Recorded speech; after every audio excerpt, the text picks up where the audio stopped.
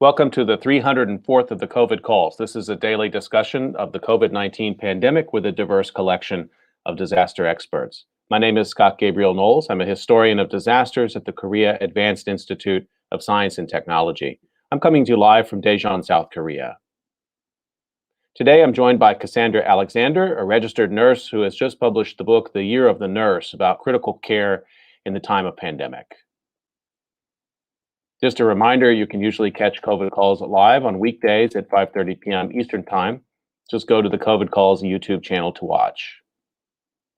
You can also hear COVID calls anytime recorded as podcasts on Spotify, iTunes, Podbean, or anywhere you get podcasts. You can also keep up with COVID calls via Twitter using the handle @US of Disaster or @COVID calls. Please help spread the word and send suggestions for future guests and future topics. And please feel free to suggest yourself as a future guest.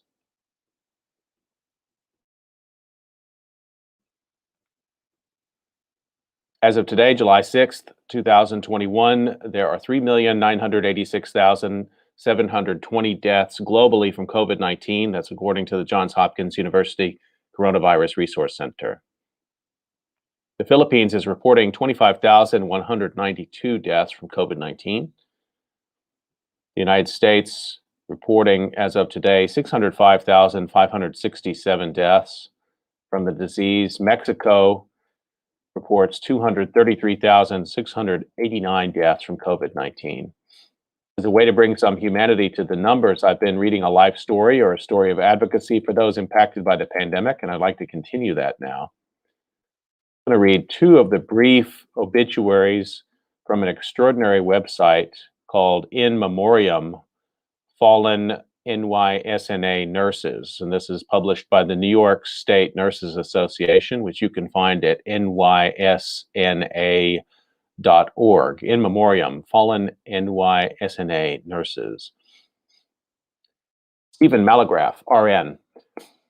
Stephen Malagraf worked in the emergency department at Nyack Hospital and was an active NYSNA member until he passed away on April 22nd, 2020. He was 59 years old. Stephen started working at Nyack Hospital in 2008, and his co-workers described him as a true mentor and leader. Several of Steve's colleagues sent along these remembrances. There are people you meet in your life that connect seamlessly with everyone. They leave you feeling happier and stronger. You stand taller and prouder having had them as a friend. That was our Steve. Husband, father, NYPD ESU, 9/11 responder, SOAC ambulance member, ER nurse, teacher, grad student, employee, and friend. So many hats that Steve wore so well. Steve's larger-than-life character touched many people. He liked to talk, and we liked to listen. In all these roles, he brought joy, laughter, compassion, and above all, humility. We will always treasure the laughter he gave us and the things he taught us. As a mentor, no question was stupid. He took time to share what he knew. Steve was a step-up-to-the-plate colleague, never running from bedbugs or Ebola. He kept us entertained with his extravagant stories from his rich life experiences. Thank you for being our friend, colleague, and partner in the ER, Stephen. We are better for having known you. Rest in peace, Nurse Steve. Continue your nursing practice from above. We will never forget you. Obituary there of Stephen Malagraf, RN. Tribute on the In Memoriam page, Fallen NYSNA Nurses.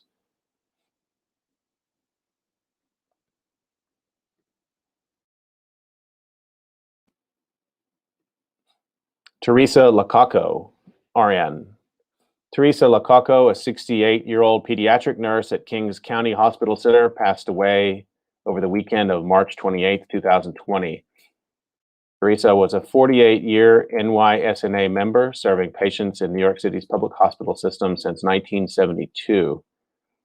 Norma Wilson, a colleague and friend of Teresa, sent these words: "Shock and disbelief are my feelings right now. As a new graduate, I had the pleasure of working with Lacaco.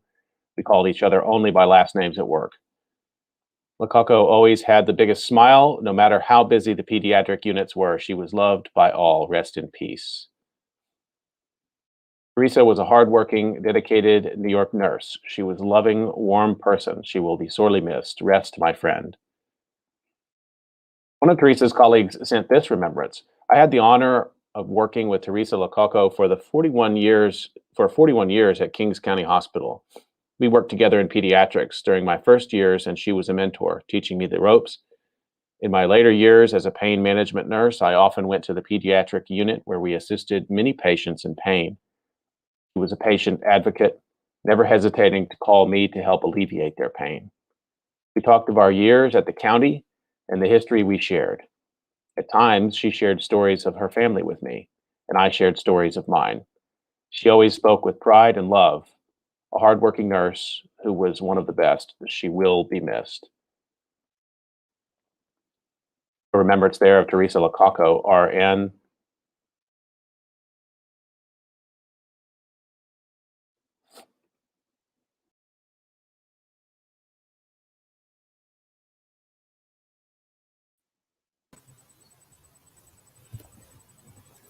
Okay, I'd like to turn to my conversation for today. Let me introduce my guest. I've been really excited to have this conversation. Let me introduce Cassandra Alexander.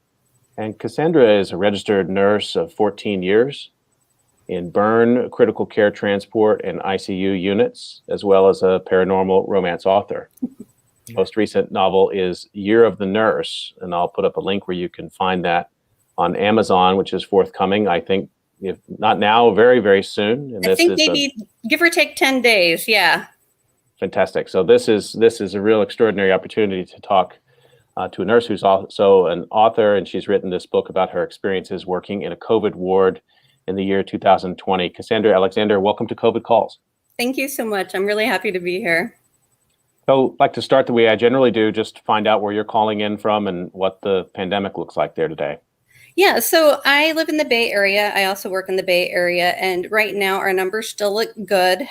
People are by and large still wearing masks in grocery stores and outdoors. And my hospital personally had a lull for a while there where we didn't have any COVID patients for a bit, although now we have a few. So, and vaccination uptake, it looks like really, as so many things in the United States, a story of two countries, the states that have been getting it done and states that haven't. Where's California in that mix? Very high up. I was looking at a state map today on the internet. Yeah, we're far in the green, and other on a scale from green to red, we're very green, I guess is what I can say. And I think I feel really special to be in California because I do feel Governor Newsom did a good job with us. And then I feel like London Breed, San Francisco's mayor, closed down San Francisco super early, which undoubtedly saved lives and made everybody take everything very seriously. And I feel like our kind of local ethos here in the Bay Area is that everyone wanted to get vaccinated as fast as possible, and they have done so. So I feel really good about where I live and where I work right now. So before we start talking about COVID, I wonder if we can just talk about your decision to enter nursing. Can you talk a little bit about why you went into that line of work? Yeah, so I'm not going to give you like a beauty pageant answer. I haven't always enjoyed taking care of people. I'm not Snow White. Basically, when I went to college part one back in the day, I wanted to be a doctor just so I could wind up retiring and writing.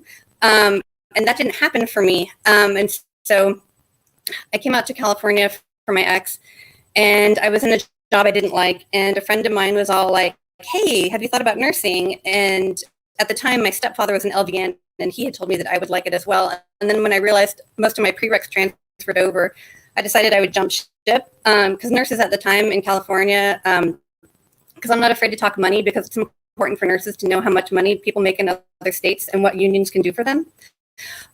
Is 14 years ago, she was an entry-level nurse making $30 an hour, and that at the time was more than 3 times what I was making at my desk job. So that was my financial incentive to become a nurse, which was a job that I did think I liked, and I actually did wind up liking. So it was a good call for me, but it wasn't out of some Florence Nightingale thing. Well, I appreciate that, and I'm sure that resonates probably for a lot of nurses. Society puts you in a box and tells a certain story about you without asking you much about who you are. I think that's probably true of medical professionals across the board. For sure. I wonder what, having said that, though, you stuck with it for 14 years. So that does say something about it being a good fit for you. What is that fit? When I was a burn nurse, I loved being a burn nurse. I was a burn nurse for 10 years, and that was amazing because we got to see these magical, almost magical transformation in people's lives. The type of people that get burned are usually like young guys that have done dumb stuff, or kids who've gotten scalds, unfortunately. But by what they have in common, though, is they mostly live. If you can do the right things, they can mostly live unless their injuries are incompatible with life. And you had those patients for months while we treated them. So you really got to know them as individuals. You got to know their families. You got to know. I had one of my friends at that hospital, like she babysat somebody's dog over the weekend just to help the family out. You know, we were a really tight-knit group, and that provided me with a lot of emotional satisfaction being a nurse. Then I kind of jumped ship because we moved away from that job and I couldn't handle the commute anymore. Bay Area traffic is tragic. And so I did ambulance nursing for a bit to kind of see what other hospitals were local to me. And then I segued into becoming an ICU nurse at one of my hospitals locally, which has aspects that I enjoy, but is definitely more stressful because in general, like ICU versus burn nurse, you're looking at a lot more deaths, unfortunately, just baseline. And then COVID came along, and then that was a lot of deaths, unfortunately.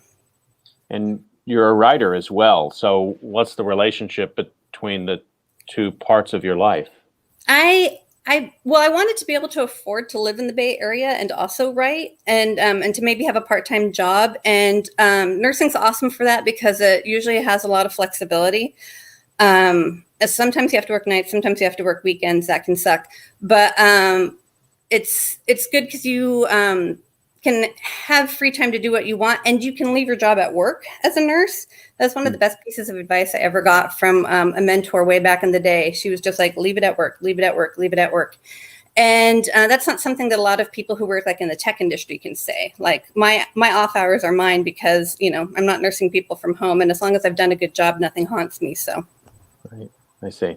And the particular genre that you're in, is that just a lifetime passion that you followed as a creator? I've been writing since like 1998. Let me show you this cheesy poster behind me. This is our Mission to Mars poster. I love it. So I've written science fiction, fantasy, epic fantasy, erotica. I've written all sorts of everything. And so what they all share in common, though, is a common thread about like people who may not have been exceptional at the time, but who have a reason that they need to step up and become exceptional against impossibly bad circumstances and do the right thing repeatedly. And whether that thing be falling in love or killing the aliens or, you know, fighting the dark evil that lies in the lands beyond. It's that sense of empowerment that readers get when they read it, where they feel like something good has happened in this story, and because I was reading it, something good also happened to me, and that's what all my stories have in common. Just a quick reminder that you're listening to COVID Calls, and I'm talking to Cassandra Alexander today, registered nurse who's also an author and has just written a book called Year of the Nurse. And Cassandra was kind enough when I asked if she would read us some excerpts of this forthcoming work, and I wonder, since I had a chance to review some of it ahead of time, and I've got to tell you, everybody needs to grab this. This is a remarkable document of our time. And I wonder if you would, to start, maybe share an excerpt about your own mental health through the pandemic, which you're just extremely open and honest about in the work. Yeah. So I picked a journal entry that I wrote on December 4th, which was before our holiday surge, but we all knew it was coming. And so this is kind of emotional. Hopefully I won't cry, and I have to embiggen my screen here so I can read it for you guys. So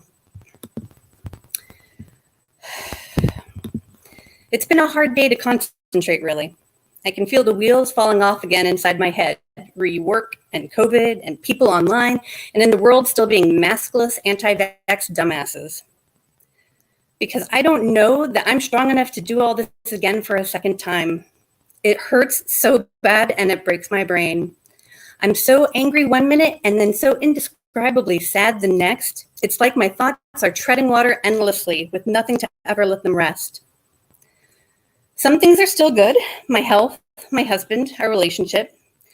But watching the upcoming unending wave of darkness, this tsunami on the horizon just overwhelms any particular personal brightness. And there's not even a point in trying to escape it because it just is. It's everywhere. And it's not going to go away, and it's going to take months and months. And people who I am related to even are still so terribly fucking dumb. It's really hard to have empathy for everyone. And to some degree, I don't want to anymore. I just want to hog it all for myself and people who listen. Being a good person fucking sucks, and don't let anyone tell you otherwise. It sucks even when you're getting paid to do it. Maybe more because you have a legit buy-in. I have spent my whole life thinking about myself in one way, and then this year I had to go and walk through a tar pit and feel it almost got me. And it took months for me to put myself back together into this current version of me. New Cassie, now with dents. And so just knowing more tar is coming, more endless stupidity, more dealing with the fallout of people's bad decisions, listening to people weep on FaceTime because they killed their grandma, having made decisions they didn't have to make because they were let down governmentally, systemically, educationally by their churches. It's heartbreaking. I don't know how I can do my job without feeling things because that's not good for my brain. I can compartmentalize like a fucking mofo, but I know that doing too much of that leads to disassociation, which is also not good because then I feel so distant from the world. I always low-key do that anyways, but this just makes it so much worse. Between people not believing things on the internet and just in general, I had this happen when I was a burn nurse. No one wanted to know what my job was, really, because it was gross and frightening. It was just my burden to bear, solo, and so I got used to it. But at the same time, I never had to see anyone wander around outdoors with lit matches, you know? I was okay holding things in back then when it was just a pact between me and my patients and my coworkers. But now that I see people wander around in society, trying to, looking to, going to get burned metaphorically by this, it is really fucking hard. And in my darker moments, it makes me want to grab their faces and curve them against the pavement, which is not a very nursely thought at all. I don't enjoy being a violent person on the inside, and I'm so angry, y'all. There is so much rage in me, and I want to quench it, but to be honest, I don't know if it's safe to do that. What if that's the only thing holding me together, keeping me putting one foot after the next, just sheer fucking spite? Anyhow, I'm trying to stay connected right now, really. I know the drill: people, gardening, exercise. This is a lot on all fronts. It just is. My husband keeps telling me to go to therapy, but here's the thing about that. I never once needed therapy as a burn nurse for being a burn nurse because I had that shit on lock. For being a morbidly depressed author, yes, but never work-related. If I hadn't, though, what would my ethical responsibility be here? Because I can close my eyes and conjure up shit that would make you puke on your shoes. If I couldn't have hacked that, if I needed to share that with someone else, what civilian could I have ever expected to help? It wouldn't have been ethical of me to give that shit to someone else's brain. And that's how I feel about it now, too. It'd be different if I saw a therapist who lived on Mars, I guess, who wouldn't also be participating in this society. But obviously, by default, any current therapist would. And I don't know what they're going through. I don't want to spew shit out at somebody who may very well have lost or be about to lose a relative, scarring them too. That's not right. I don't even know what I'd say to them anyways. Hi, yes, I've been epically betrayed by my country in general and my relatives in particular, and there's not anything I can do. Yes, I think I have PTSD. No, I manage it pretty well casually, thanks. What would even be the point? All this shit is situational, and realizing that is the only leverage on my brain that I've got, and I don't need a therapist to tell me that. I just have to tough it through again. Despite the fact that round one almost broke me, getting the vaccine will help. Watching people who didn't have to die, though. I hope I like the new version of me, the one that I'll get to be on the other side of all this. She's going to be tougher and more distant and more weird and have even a harder time of being present. And people are going to talk to her in the future and be all, wow, that must have been so hard for you. And she'll get to smile tightly at them and say, why, yes, it was. Because that's what people who move in a polite society do. It'll all fit into a box again someday. I just have to keep getting bigger boxes to shove things in, is all. And make sure that I don't fall in myself. That's your excerpt. Cassandra Alexander reading from her new book, Year of the Nurse. You can see why I think everybody needs to read this. There's a lot in that excerpt. Cassandra, thank you so much for reading it and reading it so well and so honestly. There's one part of that I wanted to follow up is you said a minute ago about being a burn nurse and how a lot of patients you see in that setting are maybe people who should have known better. Not everyone, but the kind of young guys doing dumb stuff thing. And that's a theme that sort of runs through what you were reading about COVID too, the sort of avoidability aspect of it. Mm-hmm. I wonder how much that sort of factors in for you or for other nurses. That it seems like, as a person who's not a nurse and doesn't provide care, I sort of think that would be one of the hardest parts for me is to somehow, you got to be a professional, but also sort of realize that a lot of people coming in, particularly in the second wave, maybe they haven't made a personal choice that put them at risk, but they exist in a society with people who've made choices that are putting them in that space. And that's a really hard thing to grapple with, I would think. It really is. And, people who wind up reading my book will see how just tremendously sad that wound up being, because that was the thing is like COVID didn't exist in a vacuum. Everybody who got it from someone else. So there was a transmission vector there, like someone killed that grandma, somebody killed that grandpa, somebody, gave it to their entire soccer team, and maybe somebody's going to have scarred lungs for life because of that. And so just knowing that, we could have stopped it all if we had like any decent government support at all. Like if they had taken it even remotely seriously, locked us all up, started tracing programs, given us a universal basic income, pretended like they cared about 500,000 deaths, we would have been a lot better off. And I know you know that already, and I'm sorry, I just get preachy sometimes. But it's hard, yeah. And you never want to blame like a patient for what happens to them, right? Because otherwise then people could blame me for my stuff in my future. Oh, why are you a suicidally depressed nurse? Well, it's because I was a nurse, So it's just heartbreaking, really, is what it is. It's one thing for some kids to play with fireworks and it to be like a discrete, time limited thing where people make a bad decision and maybe, they lose a couple fingers or something. But it's something else when you see the ripples of people's bad decisions for an entire 365 plus days. So. Well, just in terms of the kind of care that you had to give, were there unique challenges, things that you hadn't seen before? Well, so we were proning everybody. And so for not big science nerds who don't know what that is, it's when you flip people over on their stomachs so that they can have better access to the surface area of the lungs against their backs. Because, the front of your chest, you've got your heart and other organs kind of pushing up in there. So when we get desperate for your lung function, we'll flip you on your stomach. So obviously, I've seen people flipped over before for acute respiratory distress syndrome. I have never seen an entire ward of people flipped over on their stomachs for the ARDS that COVID was giving them as it messed up their lungs. And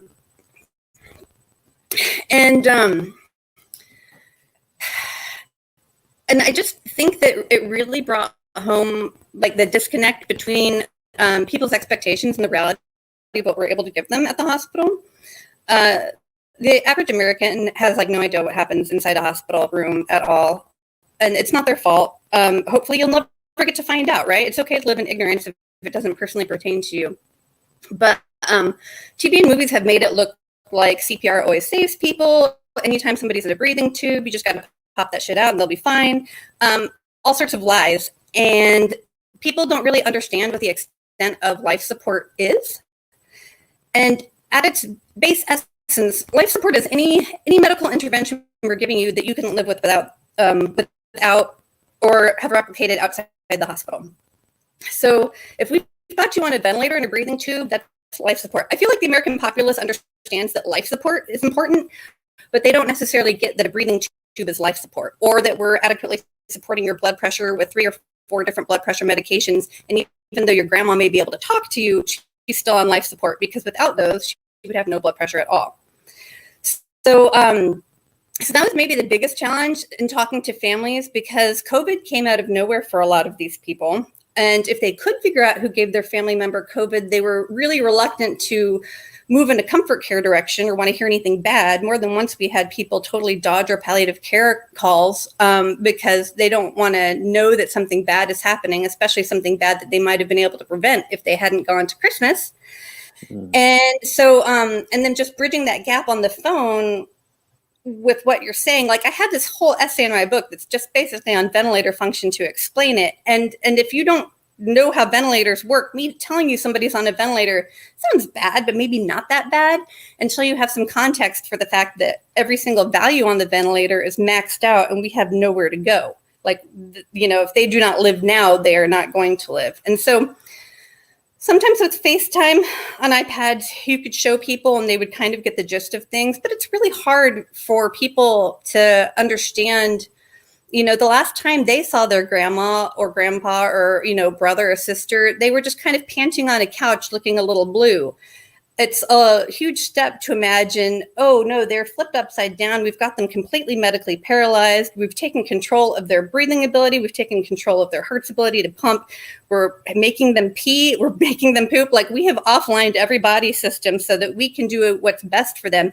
And even then it still might not work. And that was hard to get across. That theme has been one that I think every medical practitioner I've talked to, doctors, nurses, and others who have been in that space have shared that the absence of the family in the hospital has been really jarring for them. Has been like, because it seems to do two things, which I wouldn't have understood. One is that the family is sort of part of the care team to a certain extent. They provide needed information, they provide communication, but it also adds an extra duty, which is what you were kind of just describing. Like, how do I get across to the family using FaceTime or phone calls or whatever means available? How do I get across to them what's going on when they may not understand the gravity of it? And I wonder if maybe you could say a little bit more about that from your perspective. And I know there's one of the things that strikes me as must have been incredibly challenging throughout this time also is families all grieve in different ways. And that's part of being in the hospital. But to deal with that so repetitively as this sort of additional layer of stress. So helping families say goodbye, which I think is often very personal. Maybe nurses are in the room or they're around that you're actively engaged in that now. Yeah, it was a weird experience. You know, like with a normal death, usually the visitation rules get out the window. You can have like 20 people in one small room. Everybody's hanging out, holding hands, praying, singing, telling memories. And like I said a couple times in my book, once it wraps around from the sorrow and it gets to the laughter and people are actually like remembering the good times, then I can feel that family unit knitting together into something whole. It's not that they're going to miss that person it's not that they're not going to miss that person who passed, but they still have a family without them. And I feel like with COVID, we just weren't able to kind of doula that process along like we normally do and like we find satisfying to do, because we want not only our patient, but their families to be as healed as they can walking away from the ICU in a perfect world. And so, yeah, like it's just not the same. And then, you know, and if people weren't given permission to die, like their family said, okay, let's schedule this. We can compassionately extubate them tomorrow at 3 p.m. We'll all be on FaceTime. Maybe a lucky few will be there depending on, you know, where the visitation laws are that day.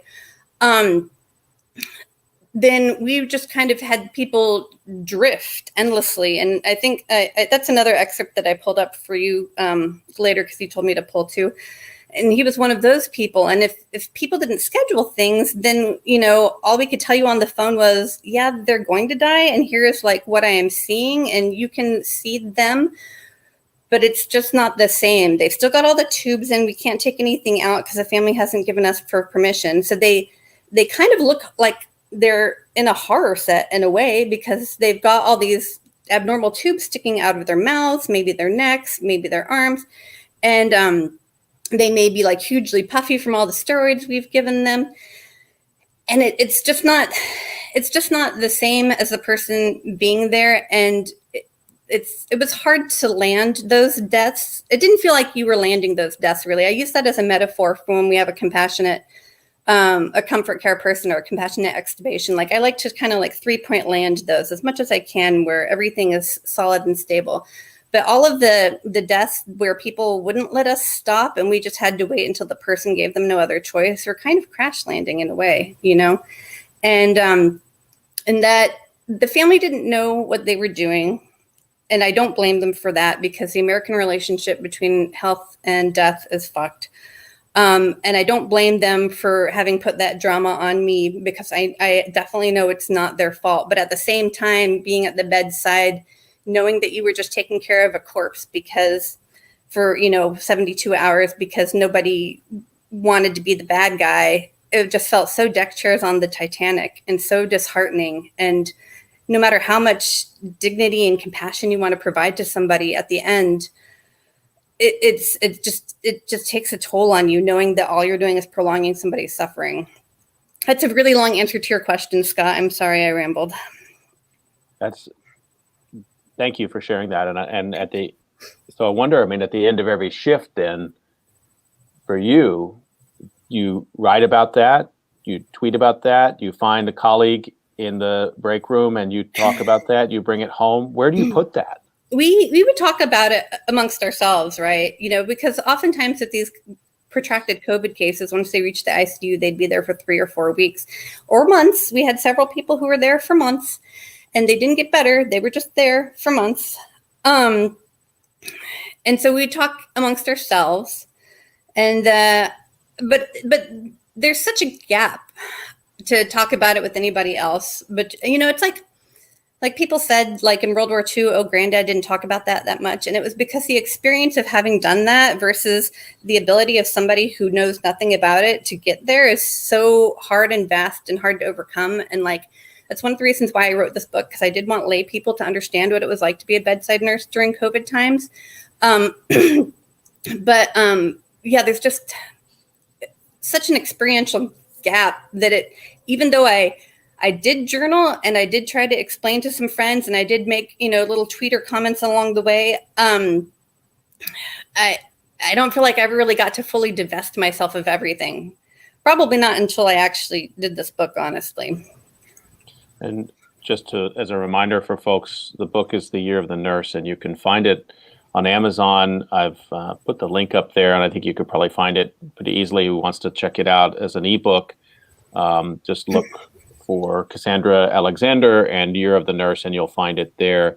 I wonder if I'd like to ask you to read a little bit more in a minute, but before I do, there's something people will see when they get the book, which is it's completely innovative in its form.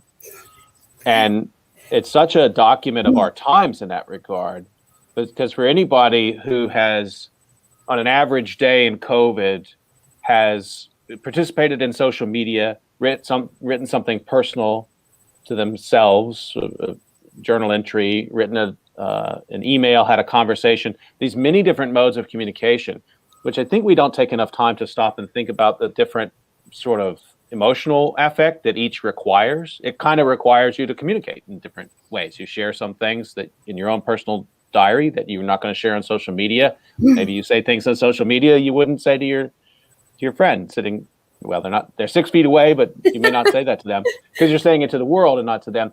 And you piece all of those different things together, as well as creating a narrative to help us understand those different modes of communicating. I mean, it seemed like you invented this because you needed it. I don't know if you've experimented with this kind of form before. I found it really, really amazing. I'm super glad that you liked it, because that was my one concern with this book, was that it would be so strange that people would bounce off the form. But technically, the epistolary novel, which is what this is called, has like a long tradition in literature. It's just fallen incredibly out of fashion, like in the Middle Ages. I think the last famous epistolary novel was Dracula, and that was comprised of like, some of the diaries, and then there was like newspaper columns, that sort of thing. And obviously Dracula was fiction, whereas this was not. So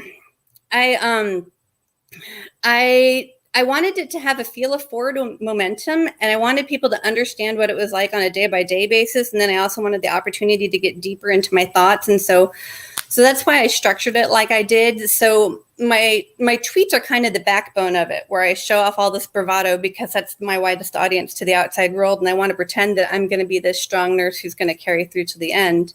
And maybe I started off like that. I did not end up like that. And then interspersed with that, I've got like news headlines, and I didn't send you my bibliography, but every single piece of news that I use in there as a headline, I have quoted. My bibliography for this book is actually 15 pages long, because I wanted people to remember, oh yes, there was a time when the CDC told healthcare staff, hey, use bandanas, so, and then just because I tried to make sense of the world as a writer. And so I just wrote a bunch in a bunch of different places, trying to explain things. And I just code switched, between my writer friends who I knew were nerdy enough to get stuff, versus my author newsletter, where I knew that they just wanted to read about my forthcoming Dragon Shifter novel. But instead, there I am trying to be all like, hey, let's talk about public health, in an exciting way that would maybe keep them safe, despite the fact I don't know their political affiliation or where they live in the United States,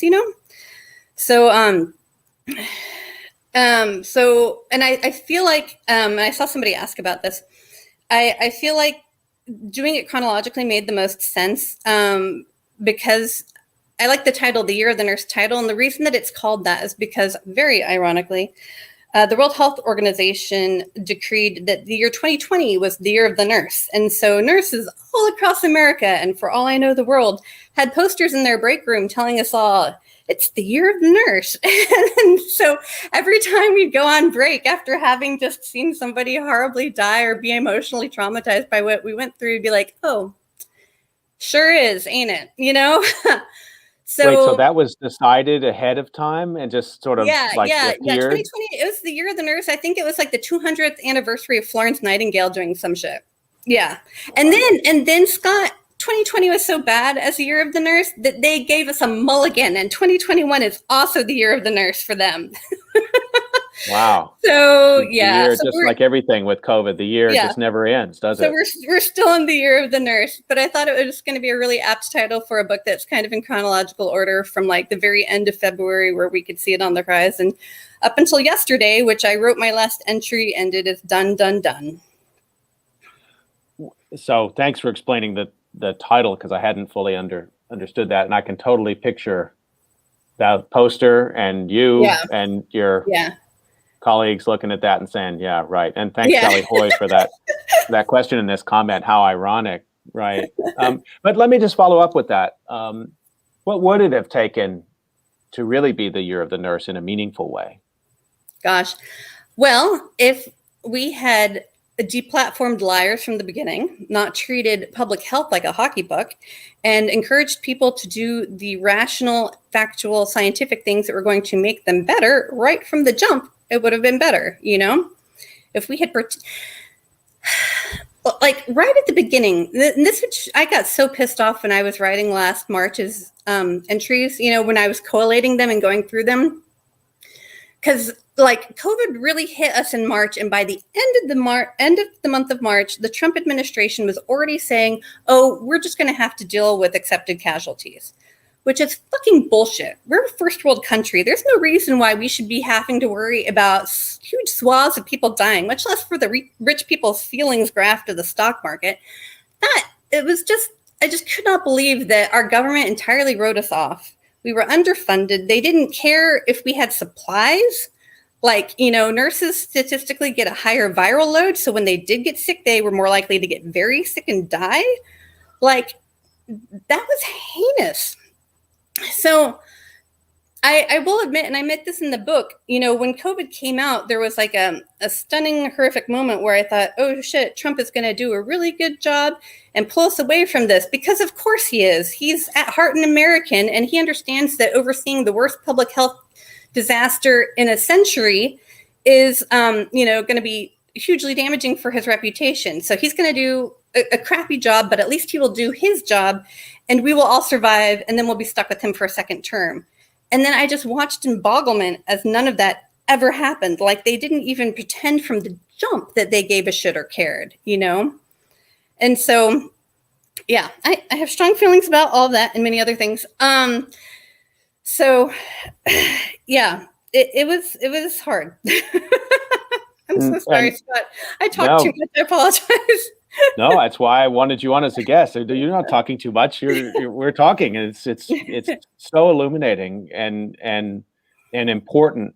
I think a lot of people felt that moment too. Although you've described it better than I have, where you're sort of like, yeah, I'm not a big fan of Donald Trump. Well, that's putting it very mildly, yeah. But I haven't supported a single thing Donald Trump has done, speaking for myself, in office. But here's a moment where where it's ready-made for some leadership. It's a very low bar. Yeah. And it will move his approval to the point where he's going to have a second term.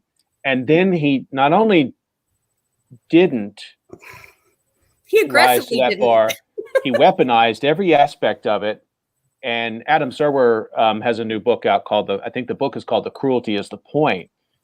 And I'll be damned if he didn't use the pandemic in exactly that way, not only through not doing what he could have done, but also by punishing the rest of us. Oh, yeah. Yeah, because that felt super great in California when they were all like, oh, no, we're going to let the blue states drown. Like, nobody the fuck understands germ theory. Like, germs are just going to hang out in California and New York. Come on now. Like, who was telling him that was a good look? I mean, that was just so stupid on so many levels. But again, yes, the cruelty is the point, and he just didn't care. Up until he got it. I wonder if we could go. I wonder if we can go a little further with that, because in your setting as a nurse, you're in a complex institutional space. I mean, so there's a federal government, which we've just been talking about, state government, then local, but also hospital with its own rules, and then union.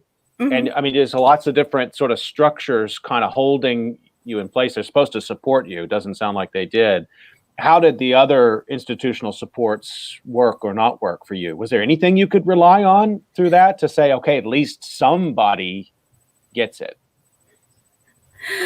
Oh, Scott. I thought that my manager, who was the manager through our first wave and all of last summer, did an excellent job. And then my institution decided to fire him, presumably for financial reasons. Right before the COVID holidays, and that fucking sucked. Up until then, I felt like he had our backs as a unit, and he was always going to make sure that we had supplies and authorize us for the overtime that we needed to do our job. And after he went away, we held together because that's what we do, and that's what they take advantage of. But yeah. I don't think any institution out there right now is really looking out for us. All those letter organizations like ANCC and JCAHO, they disappeared. They'll be up your ass when they do their tours, making sure that you don't have a syringe out with a cap off. But like, did they do one single thing to make any of our lives noticeably better during the pandemic? No. Maybe they wrote a sternly worded letter or something. I don't know. So they just kind of evaporated. Our union did try to protect us, but there's only so much they can do. And yeah, it's just I think I and every other nurse in America right now just has felt this vast sense of abandonment because nobody cared. Even if we had gear, like 2 weeks into this, we were facing shortages, and then people were scamming them and reselling them for higher value, and just all sorts of sad things. Like that's part of my, there's part of my issues, I guess.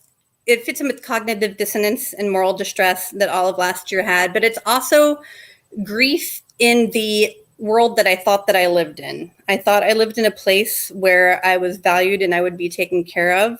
And I, in turn, would be enabled by that to place value in other people and take care of them professionally. And that's not what happened. And realizing that that is gone, that's a hard thing to replace.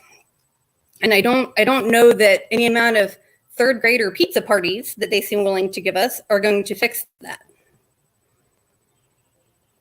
Just a quick reminder, you're listening to COVID Calls. I'm talking to Cassandra Alexander today about the year of the nurse and her experience through the pandemic, and she's written about it. And I asked if you wouldn't mind reading another excerpt from the book. Cassandra, is this an okay time to do that? Yeah, just let me find it in my notes here.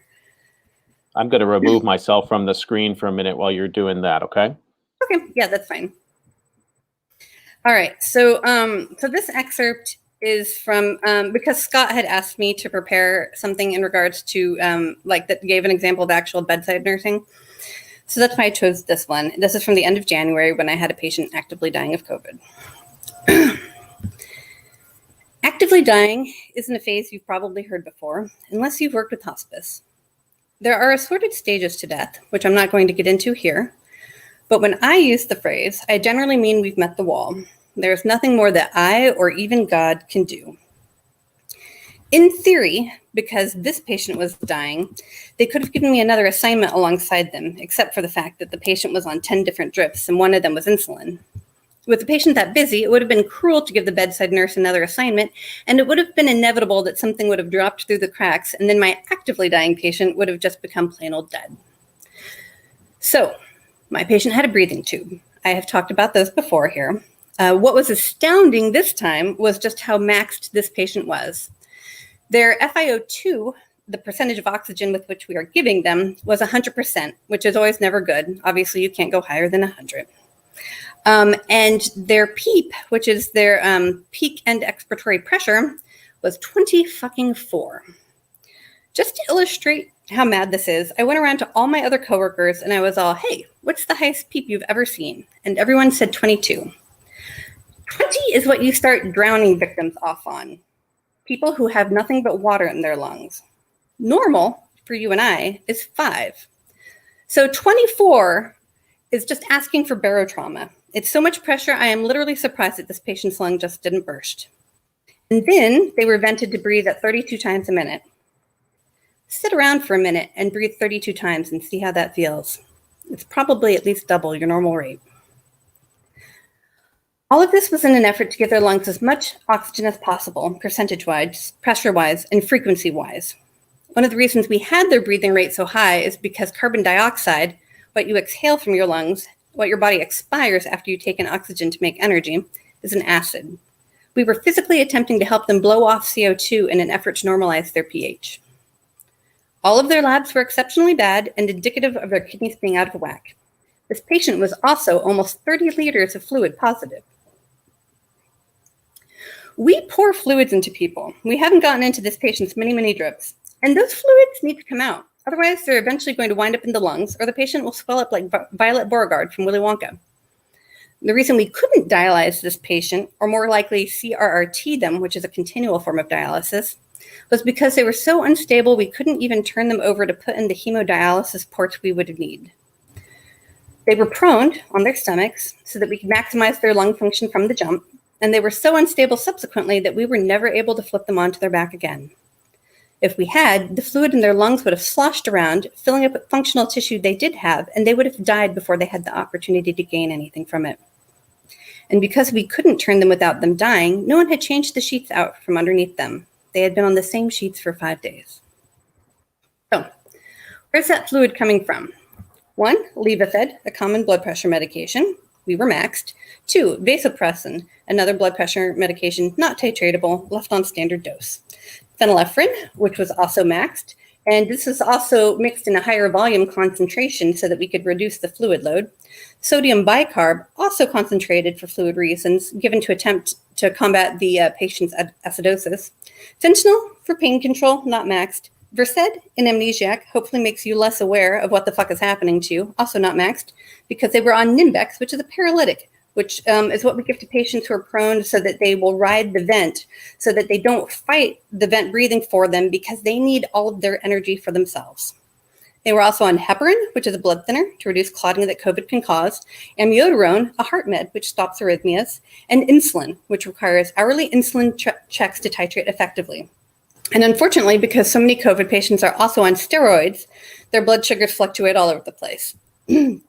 So, with all of that equipment going on, our goal with all of these was to keep the patient comfortable, riding the vent, completely unresponsive, intentionally so, while we kept their systolic blood pressure above 90 and their MAP, their mean arterial pressure, above 65. Were we successful? Fuck no. This patient was a DNR at least, which was good, because no one wanted to go into a code situation with someone that's unstable. How do you give CPR to someone you can't even flip over? But we had no more tools in our arsenal. There was quite literally nothing we could do for them. But the family didn't want to pull care. And I guess I get that, but it's just sad, because there's no there anymore. That patient's oxygenation saturation was 66 when I left. So that's the oxygenation saturation they personally have. We put in 100%, they're only experiencing it at 66%.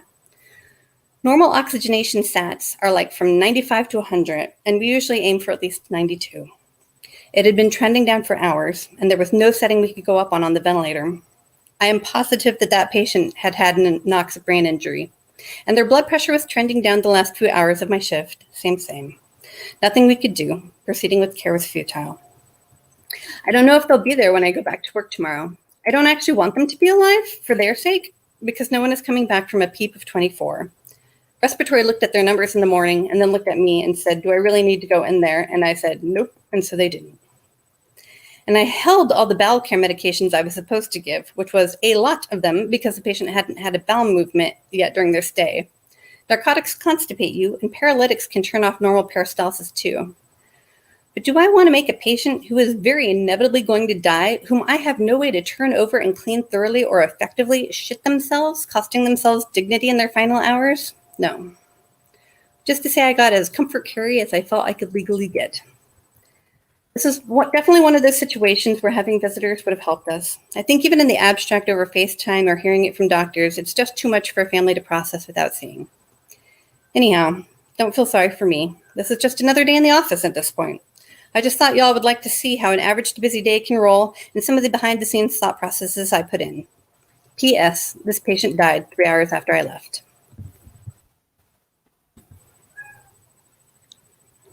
Cassandra Alexander reading from her new book, Year of the Nurse. And you're listening to COVID Calls.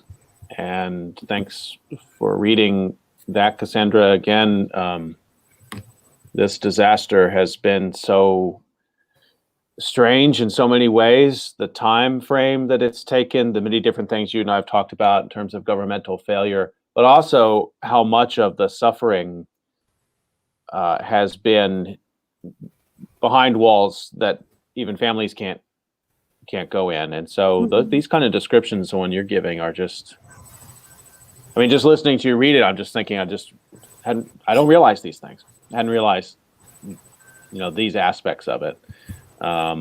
So thanks for going through it in that detail. And I think people will want to, whenever they're ready, try to use, your skills as an interlocutor to kind of grapple with some of this. And so, yeah, I'm just a little bit reeling from listening to you read that. I mean, I really hope people will. Sorry. No, I think don't be sorry at all. No, thank you for doing the work to share that. And I want to, you have written also in the work and commented on social media about sort of the accumulated mental stress of this time. And it's interesting, you talk about the scale of the nursing workforce in the United States, and you put that in comparison to, let's say, like the size of an army in the field, or veterans coming home from Vietnam, including nurses. And one of the things that you posit there is that, there was generational impact still ongoing in terms of PTSD for veterans who came home from Vietnam, and for their families as well, by extension, by connection. I guess, it seems pretty commonsensical to me then we're going to see a similar impact for nurses coming out of this COVID period, many countries still right in the center of it. I want to make sure we don't lose sight of that. But is that the way to think about it? I mean, is this going to be a generational impact for nurses? Because if so, we got to stop talking post-COVID and we have to just talk about what people need so that we don't have the really terrible impacts that PTSD can cause. Yeah. And just some of those stats, I have them all in my book, but yeah, definitely all healthcare workers, nurses in particular, are at much higher risk from PTSD. And female nurses are more than twice as likely to kill themselves as members of a normal female population. So like the depression and the anxiety and the dealing with everything running downhill onto you is real. Institutionally or like generationally, I think the problem is now is people like myself who want to continue to work at the institution where I'm at. There's just going to be so much churn and burn up the top. Everybody who can retire early or like get a knee replacement and take a year off, those people are going. And then at the bottom of the nursing experience rungs, the people who haven't settled down yet are still able to be travelers and go around the world just like looking for the most amount of money, which I don't begrudge them because like if we're going to go through this shit, we might as well be well compensated. But there's going to be just a ton of churn and burn down there. And I think what a lot of people don't realize about nursing as a profession is that it's not just something like you get a certificate and boom, done, you're good at it. It's actually like the cumulative total of all the experiences that not only you have had as a nurse, but every other nurse on your floor has had. Because we talk to each other about everything all the time. Like the first thing, if I see anything strange, I'll talk to my neighbor like, hey, have you ever seen this before? You know, and maybe it's like, oh yeah, they did that yesterday. Or maybe it's like, oh no, that's a bad thing. Let's go talk to a doctor, you know? And so there's just going to be this brain drain that will eventually be supplemented by new grads coming in, but they won't have had the breadth of experience that experienced nurses do by definition. And they're not going to be able to stopgap that and help people as much as they want to. And it won't even be their fault. It's just so much of nursing is an experiential thing that you have to go through to become good at. So, and I do think that we're probably about 6 months out from all sorts of hospitals saying we can't get enough nurses. You know, I've looked at job boards myself. My friends who work across the country have sent me job boards from their own hospitals that they work at. One of my friends, she works at a place that's got like 174 openings for nurses, and yeah, like. I mean, why would you want to be a nurse right now if you didn't have to? And if you were going to be a nurse right now, why would you be someplace that doesn't take vaccination or wearing masks seriously if you had any amount of mobility at all? So, yeah. So I think it's going to set nursing back, and I have thoughts about what we can do to fix that, but they're pretty global because institutionally, I don't know that our institutions have the will to change just yet.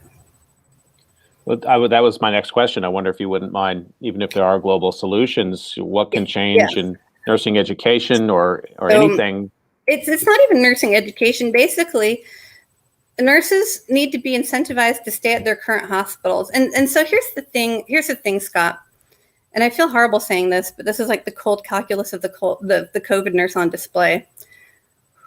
We kept showing up to work in horrific conditions, stressed every day that we were going to die or take something home to our family. We didn't do that for the honor of taking care of people who we were pretty sure were going to die anyways. The reason that we kept showing up day after day was because our coworkers counted on us and we counted on them.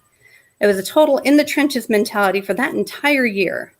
We knew that we had responsibilities to pull that yoke with them. That said, it does not take very much at all for the morale of a floor to unravel. One or two experienced nurses retire or leave or go for greener pastures.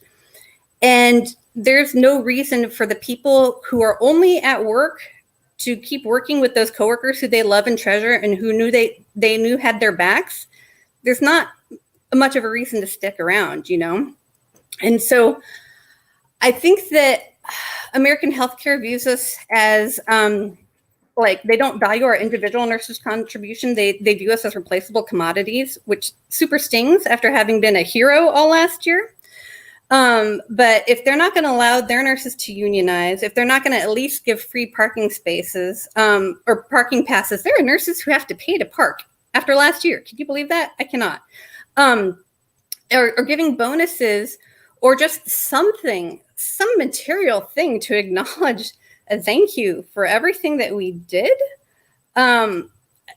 It's just weird times right now. Weird times. People are just gonna leave like rats fleeing a ship. And if you cannot retain good nurses on your nursing floor, you almost by definition cannot hire good nurses on your nursing floor, because who wants to be the lone voice of experience on a floor full of new grads who don't know any better? You know, we all have personal licenses to protect, right? So, you know, nobody wants to be in a situation where you're like, oh shit, I'm the charge nurse here. Nobody here has more than 2 years of experience. You can just feel your license blowing in the wind, you know? And if anything bad were to happen, even though you're not responsible for the staffing ratios that caused that or the hiring practices that caused that, it would still be on you and your license, you know? So, institutionally, I don't know. As long as we are participating in a for-profit healthcare society, I don't know that we can fix that. Globally, the only thing I feel like the public at large can do to help nurses is anytime somebody says something dumb, shut them down, like deplatform liars. I never want to hear somebody lie about the truth ever again. I'm going to be the pitchiest person from here on out. That's all we really can do is protect truth and protect sanity. Deplatform liars, don't listen to them, turn off Fox News, make sure that people who actually have your best interests at heart and who value each life as a treasure and not as a pawn on a chessboard for economic gain are in charge of our society and our health. There's a piece up in the Washington Post. Just this morning it came up. The headline is, "Their neighbors called COVID-19 a hoax. Can these ICU nurses forgive them?" This one's set in Appalachia.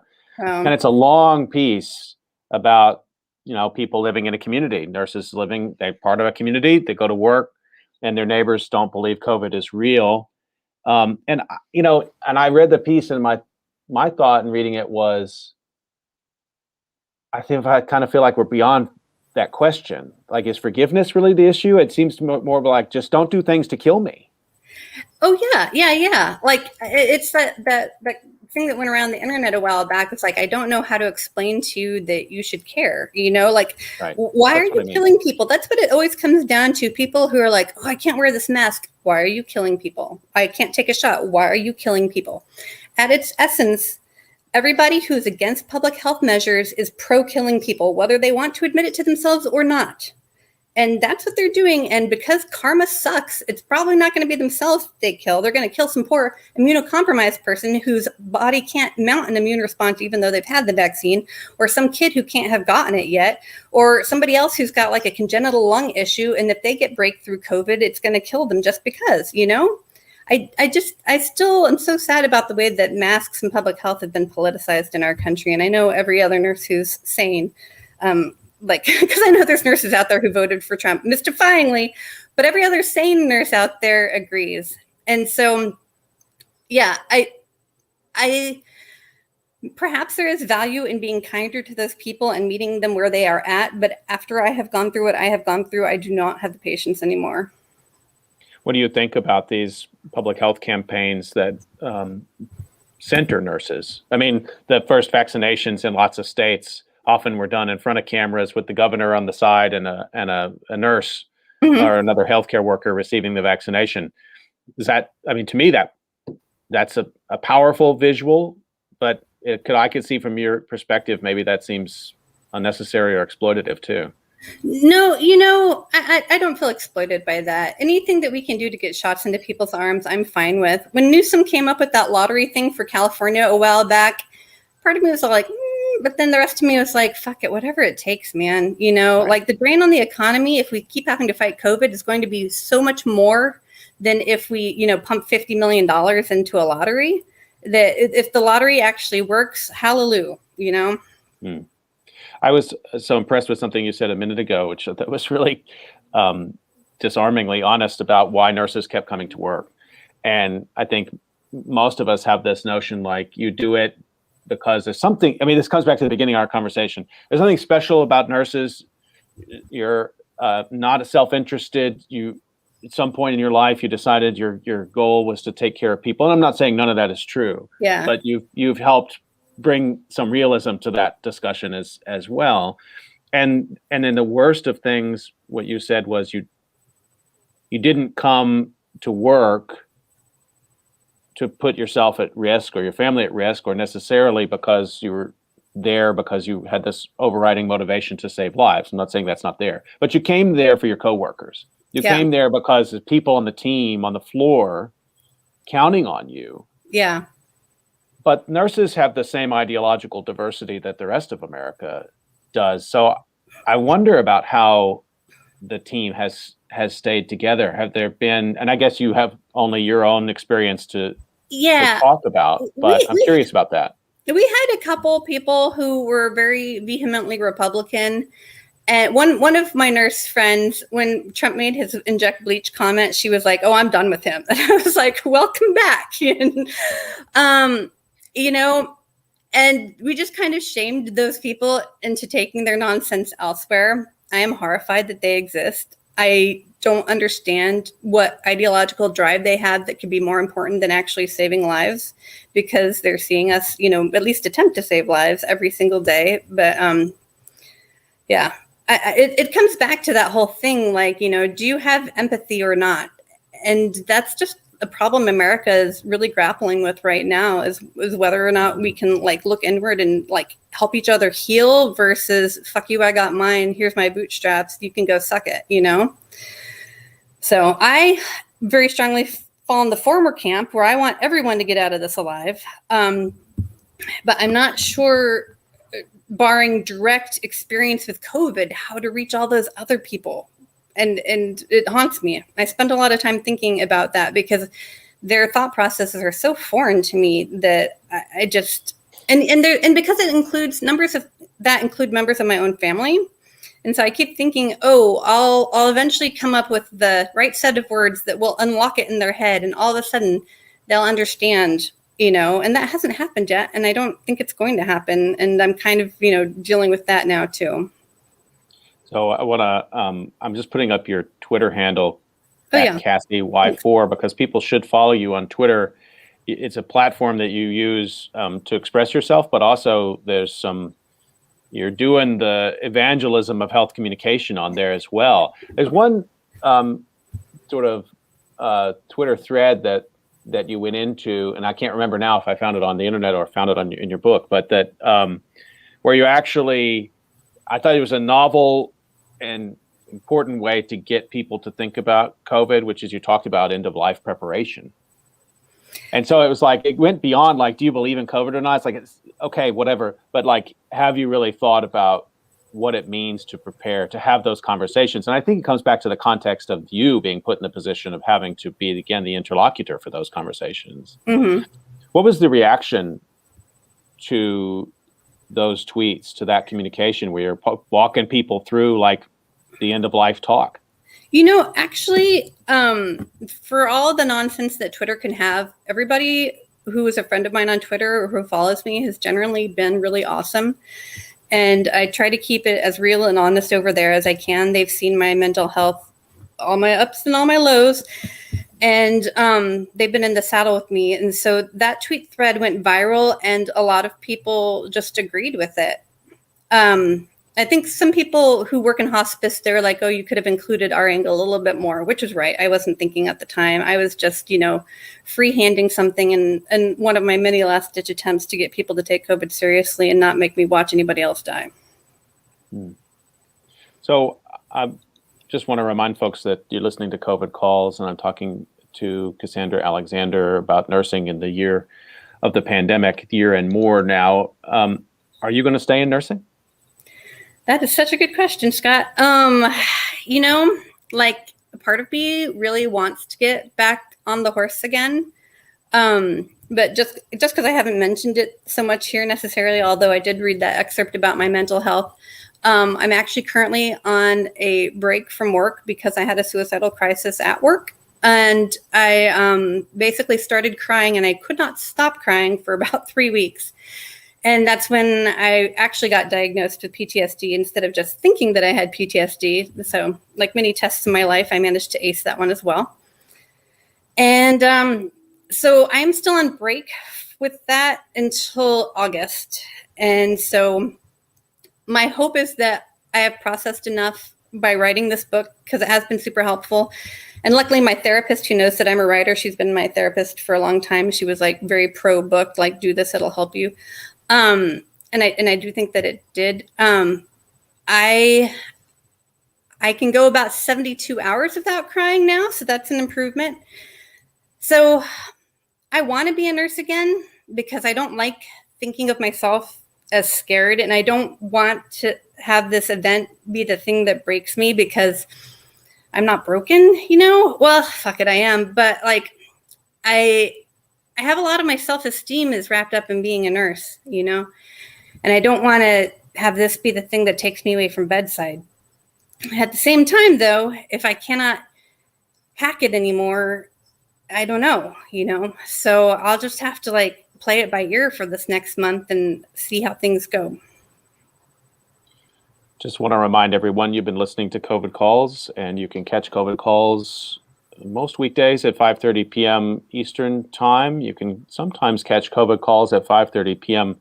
Korea time, and that's the case today. And I hope people, it'll be a little bit early in the morning for folks in North America, but I do hope people will join me, and certainly people in Europe and in Asia join me for my discussion today with Hyung Jang, who's a member of the Justice Party in South Korea. And we're going to talk about South Korea and COVID-19. And we're going to talk about it particularly from the perspective of folks who've been in institutions and dealing with deinstitutionalization and those issues in South Korea. So please do join me for that. This is going to be a very special COVID Calls. It's going to be with simultaneous translation in English and in Korean. And I have my translator, Hyuna Kyum, who's going to help with that today. So that's at 5:30 p.m. today, which is today for me, July 7th, 5:30 p.m. Korea time. We talked to Hyung Jang on COVID Calls. And I want to thank Cassandra Alexander for the book, for your time, for your social media presence. Take care of yourself. Thanks for being with me today. Yeah, no, thanks for having me. This was really nice, Scott. I appreciate it. Stay healthy, everyone. We'll see you next time on COVID Calls.